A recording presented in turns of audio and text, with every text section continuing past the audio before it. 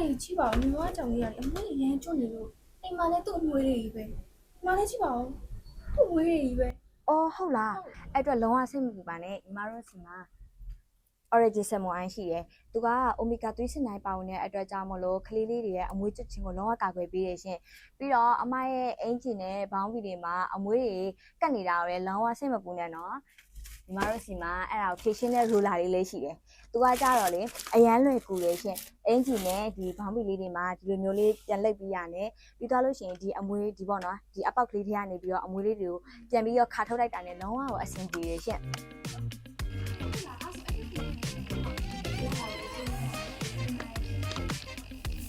ကျေးဇူးတင်ပါတယ်မနောက်လဲလာအားပေးပါဦးရှင်